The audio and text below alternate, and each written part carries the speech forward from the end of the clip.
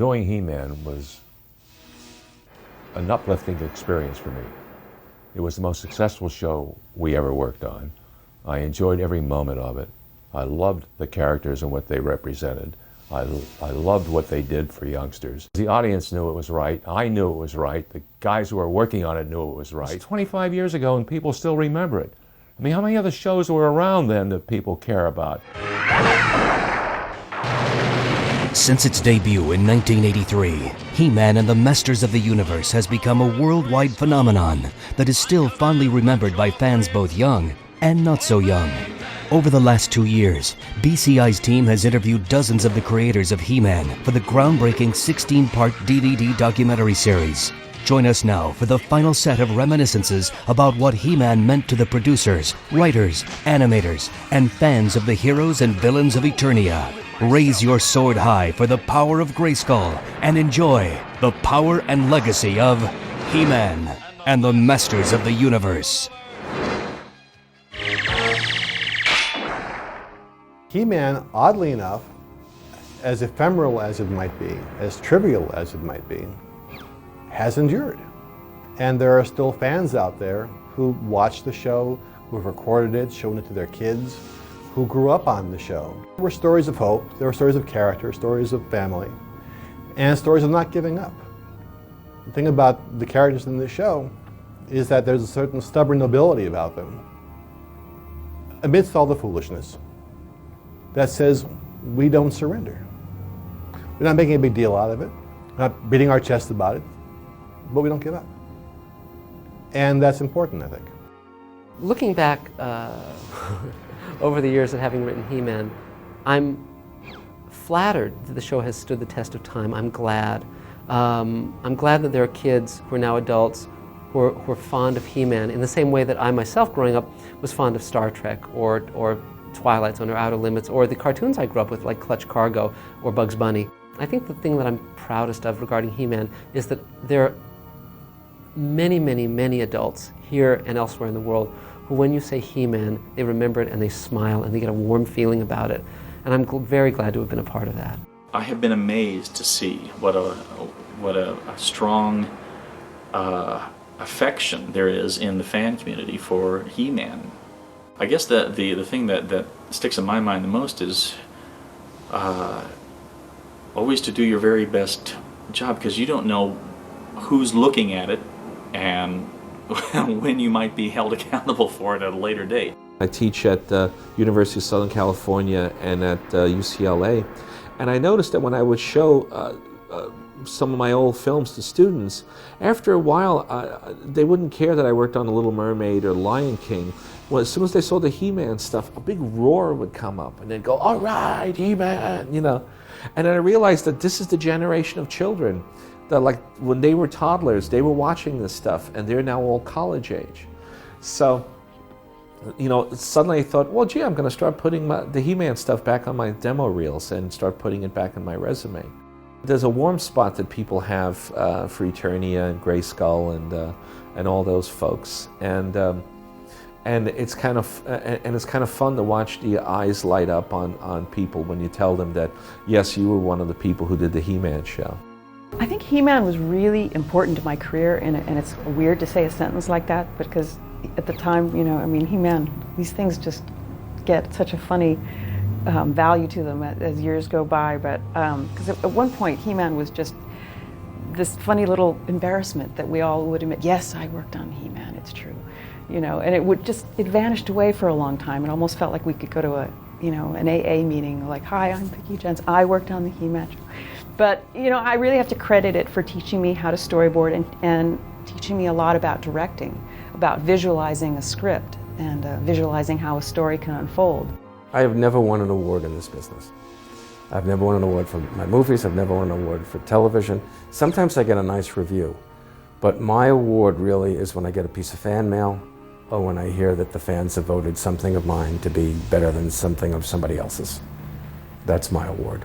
The thing about them that makes them special for me are the heart of the characters in the episodes, the the interplay with the characters, the drama, I think, much more so than the action. It's always about the way that the characters related, and that was something that made the characters a little bit more realistic in some ways, the small moments, the personable moments in the show.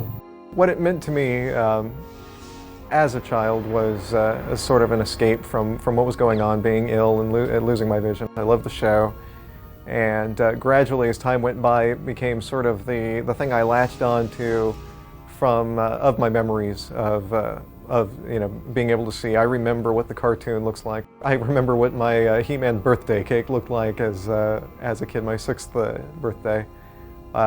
It's sort of been something that really stuck with me that way. The social messages, the morals at the end of every episode, I thought they were done well at the time. I learned a lot as a kid from those. You can look back on them kind of now, and they're kind of hokey, and it's 20 years later, and they don't really do that on cartoons anymore. But they were perfect for the shows. I think they were sending good messages to kids. What He-Man means to me now is kind of the growing up with your fantasy like characters and things to relate to as a child. As a gay kid, I kind of identified with the fact that he had a secret. I mean, he was Prince Adam. It was Clark Kent, but it was Prince Adam, and nobody knew who Prince Adam was versus He-Man. Knowing that he had this power, this magical secret, was kind of the same thing that I had growing up. It was like, I kind of sense that there's this, power inside me. If you were to walk into my office, you find frames from a number of the shows I've worked on, and I have several He-Man frames in there. And it's remarkable the number of 20-year-olds who say, "Oh, that's Orko, wow. How come you have He-Man in your office?" I still get that response. A lot of kids grew up with it. One of the reasons that I have those pictures in my office is that I'm proud of having worked on it. I made a difference. In many ways, I have said to my wife, I probably made more of a difference with some of the changes and some of the kinds of things that I made happen in those scripts than I've made with a lot of the journal articles that I've ever published. I reached a bigger audience, and I certainly had a more direct impact on young children. As we were producing the shows, we were all aware that this was a factor in making the shows. So we also strived to make the shows have some moral lessons in them, to have some sweetness, to have adventure, but also a wholesome aspect to them, because this is what children would be coming home to after school every day. And that aim, I think, is embedded into the shows themselves. And so when these cartoons are watched again over the years, I think that spirit will remain in them and will be felt by people who watch them years and years from now. The 3 episodes I wrote were very female-oriented and very strong females, and I was very proud that these were going on. That, I've always felt you can be a strong female and feminine, and that was what was kept. For me, He-Man wasn't just pure action adventure, and even having strong female characters, it still had other issues that, it was that there were morals to it and a learning curve. I was always very proud that there were these. I felt they were very important, and I still do. And obviously they were, because the show is still being honored and has that swell of fans. The show went on the air, and it was incredible. The response, people were lining up. 10,000 people were. It was it was. The little kids running, little boys saying, "I have the power." We were in Radio City Music Hall one night, and they had a touring version of the live. It was a strange thing. He-Man, Skeletor, and I look around, and there were 10,000 kids there, all of them with those little swords. And and an intermission or something, all these kids stood up and said, "I have the power." I thought I was going to faint. To have that kind of impact on an audience. I'm astounded by the legacy that He-Man Masters of the Universe has had over the years. How many people were affected by this? The same way that there's a group of kids out there that grew up with Star Wars, and that it's informed them in different ways. There's another group of kids, Val Staples among them, who just were completely informed by He-Man and Masters of the Universe. I think that Filmation did an exceptional job in really developing something that just will endure for many decades to come. As time goes on, hopefully more and more people will be introduced to it, because one of the things that fans of my age group do that other people don't really do with other cartoons is they show it to their children. You know, they show it to people and their cousins, their little nephews, and they fall in love with it too because they see the same things that we saw. It may not be the new flashy sort of stuff that may be of the trend of the time, but there will always be that quality to the cartoon. I still look back on those days at Filmation as like really my best days in the industry, because it just was so, I was young, I was strong and healthy, and I was writing something I really loved, and I was getting respect for it, and that was it. It was its own reward. Certainly it didn't fill my coffers with gold, but it certainly filled my coffers with a lot of like love and friendship, that and just plain fun, just all get out fun, you know. That's the reward of He-Man. The best thing I can say about working on it was that it was fun, despite all the restrictions and everything that we had. It was fun to do. Some people, you know, are doctors and lawyers. I write television. Most of the shows I work on they're okay. Some of the shows I've worked on I'm very, very proud of, like Batman and certain things. And there are other shows, which I won't mention here, where my reaction to, if I catch one on TV or something, is nyeh.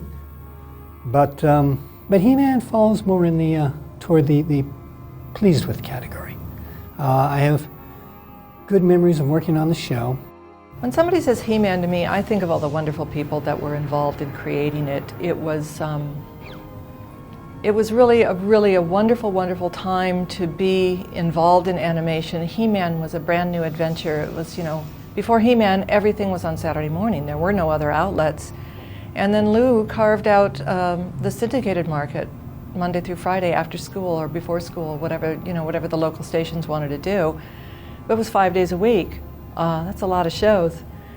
And Filmation was just a wonderful place to work, not just He-Man, but everything, because of Lou, because of Arthur, Robbie, Paul Dini, Larry DiTilio, the parade of freelancers who came through. I can't even begin to imagine how many people did scripts. I like to think that because I was involved in Filmation and He-Man at the time, I was instrumental in upping the stakes of animation overall at the studio and what TV animation was at the time. The bar kept being raised to where now it's incredibly high level of animation quality. It just wasn't there before. And it wasn't just me, but it was because of this strange symbiosis of people that came together at that time in a fertile ground like a Filmation, that we could actually do good shows. The best thing that came out of He-Man, from my particularly weird and skewed and potentially perverse point of view, was that it kind of it was the beginning of bringing action back into kids shows. Basically, He-Man is a superhero. With superheroics, there has to be action as part of the conflict. And it just started to come back into the culture with He-Man. I think a lot of really interesting talent came out around that time. Filmation was an amazing training ground for writers and artists, and the studio was always willing to open its doors to new talent and give people a shot, and from then it was kind of up to you as to what you did with it. It's one of those shows that I did, and I watched when it came on, and you know, I had a fun time watching it evolve, but you know, I kind of put it on a shelf over the years and moved off onto other things. I'm happy that other fans are, you know, discovering it, picking it up, and looking at it. I'd say artistically, the show is important in that it really trained a lot of people to be really good animators. People went on to Disney and Warner Brothers and all different places after Filmation closed. So it was a really good training ground for people to learn the craft of animation. When I was a young man, watching television, a little boy even, watching the shows that Filmation produced, Lou was one of my great inspirations. And Lou and his company and the guys who are my friends now gave me a break. I'm just so thrilled that he and I have had the kind of association that we've had. It's been a blessing, and every time I talk to him, I'm thrilled. He-Man, from what I understand, was the most popular show that we did. It really helped the studio along. When I went to some of the other studios, at the time, you know, the Filmation closed, the only interest they had in me was they wanted to ask me questions about what the business was like in the old days. Because the oldest person in the studio at that time was like 40 years old.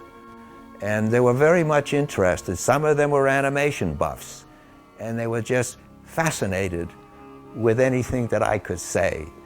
And then I realized that I was some kind of a prehistoric monster here that wandered in, and they just wanted to hear the old stories. I'm proud of most of my work. I work hard at what, you know, making a show right, and we spend a lot of time at it. And given all the constraints that you're faced with, at deadlines and budgets and things like that, I think we did a heck of a job. Am I happy to have been a part of the show? Oh yeah, oh yeah. You know, for all that it was not Shakespearean drama, you know, I think that there's a lot of good things to say about it. You know, it had a very positive, a pro-social kind of attitude about life. It's nice to be associated with a thing like that. You know, I liked it, and I still like it, and I'm proud to be a member of that particular fraternity. It was a hopeful show. I don't like cynical shows. I really don't. I think that's one of the problems that we're developing in society today. Is there's a hard edge to things, and I don't like that. And I certainly didn't want that to be a pervasive thing with my kids. There's no question. It had an innocence about it that I think I like very much about it. It was a rudimentary show. You know, there were a lot of aspects to it. There were obviously very limited animation and things like that. But I think there was a lot of soul in the show, and I think it plays well. I think the reason my sons love to watch it years later is because of qualities like that. It's interesting that after all these years that people still even, well, think about He-Man. I know there's new versions of He-Man that have come up since then, at least 2, but it's amazing how many people still remember the so-called classic He-Man episodes that we wrote. I think the reason for He-Man's longevity was the fact that it was a fun show made for young kids. It didn't take itself overly seriously. It had a lot of humor, a lot of comedy, and it had the adventure part of it, but it was like, it was entertaining and fun, and I think that's a lot of what sometimes is missing from some of the most current cartoons, is that they forget what it's like to have a show that you could just watch and enjoy and have fun with. I think He-Man was like one of those shows that hit it, you know, 100%, hit it on the nail on the head. They did an excellent job of that. He-Man has been a big part of my life, and I know that it's going to keep being part of my life forever. There won't be a point where I get detached from He-Man. Lot of important moments in my life came from He-Man. So it's like I'll keep thinking this is part of me, whatever I'll do. Even if I want to be able to work again on Masters of the Universe. That will be always what started my passion for everything I do. It makes you feel very good to know that your efforts were appreciated. They still have fans out there who watch the shows and who like them. That really makes you feel good. The fact that they remember some of those stories, I think it's great. I wish that some of the modern cartoon makers would look back at some of these episodes and take a cue from that and do that sort of thing again. You can't beat good basic writing. If you don't have the stories, you don't have a show. All the budget in the world is not going to make a good show. You have to have the scripts like that. Meaningful stories. The thing that I think is most important about the He-Man show, as corny as this is going to sound, is the heart of the show. It just feels, the whole thing about He-Man, from all its various incarnations and canons, from the mini-comics to the toys, to the show, to the cells, to the new versions of He-Man, to the Space Age He-Man. Everything about it is just so, it's just a beautiful body of work, I guess, and I love seeing how it's done in various different ways. But when you get down to it, it's just, especially with the Filmation show, it's just the heart of the show. It's just something so lovely about it. It's just a great feeling to watch. He-Man obviously was primarily an action show, but I think what differentiated it from others of its genre and why it has resonated for so long and so deeply is it was about family. It was about a family of characters that really cared about each other, and it had a moral tone. It had a lesson and a message that underlied all the action. There had never been a huge sort of culturally transcendent phenomenon such as He-Man. So I think this took us all by complete surprise. I enjoyed the He-Man show because it always did have a good moral to it if you would stop and listen or pay attention to it. I was proudest of that show more than anything else. And I've met so many people over the years say, He-Man? You were connected with He-Man? Oh, I grew up on that. It seems to me that we have the best fans. I mean, of course, all I know is the fans that we have, but they're so committed and so genuine, and they're so touched by the things that touched us. They really care that there was morals to the shows. I was at a couple Comic-Cons and talking to some of the fans, and it was so refreshing to hear them say, man, they just don't make shows like that where it means something. I think we're really, really lucky, and I think we've got some really amazing fans. And I think they're probably doing some good things out in the world. And that's what makes us feel really good. I really want to thank the people who watched the show for making my life better in many, many ways, but mostly emotionally and with the feeling that I've done something that's helped somebody someplace. I hope that the children of the people who buy these, and because I'm sure that most of these people who buy these will have been fans of the show or grown up seeing the show or having it touch their lives someplace, I hope their children enjoy it as much as their parents did. Thanks for watching the He-Man DVD documentaries. Not only do you have the power, but so do a lot of hardworking people who helped produce these DVD sets. Here's your chance to meet some of them.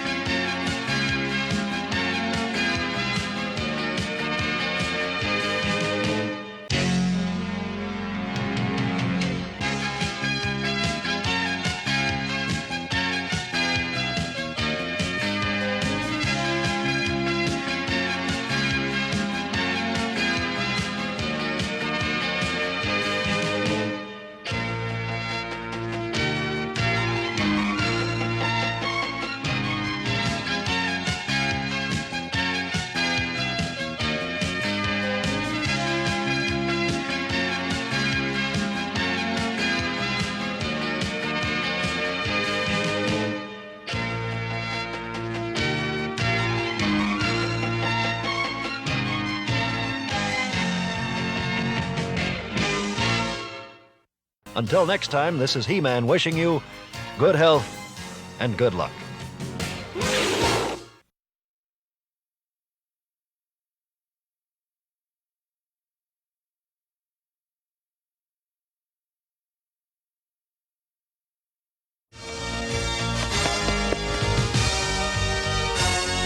By the power of Eternia, I have the power!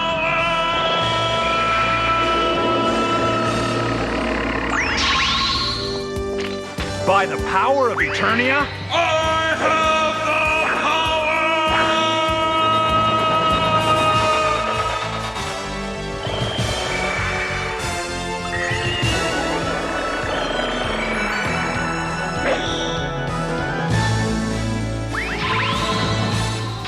By the power of Eternia,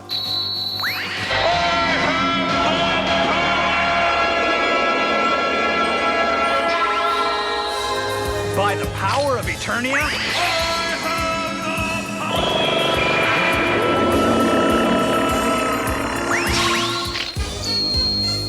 by the power of Eternia, I have the power.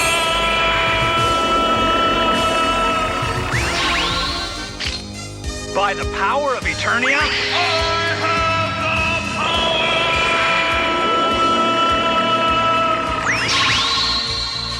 by the power of Eternia, I have the power. But for now, by the power of Eternia, I have the power. By the power of Eternia,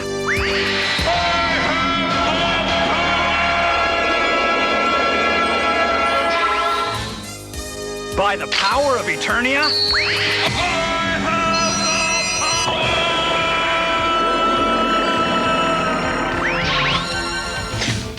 by the power of Eternia, I have the power.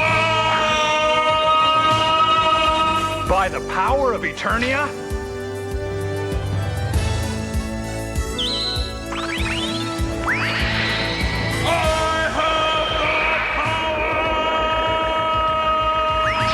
by the power of Eternia, by the power of Eternia,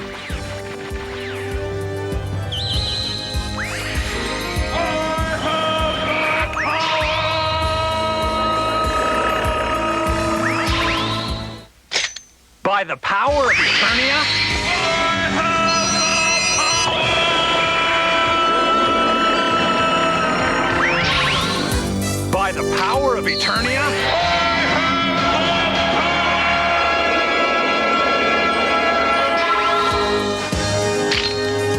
by the power of Eternia,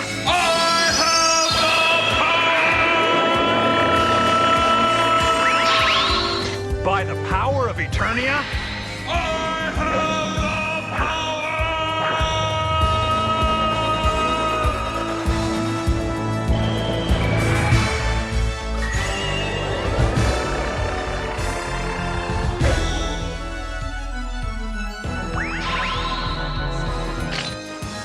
by the power of Eternia,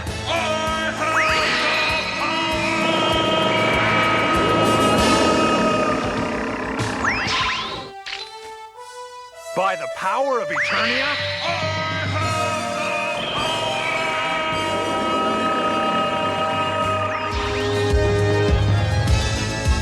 by the power of Eternia,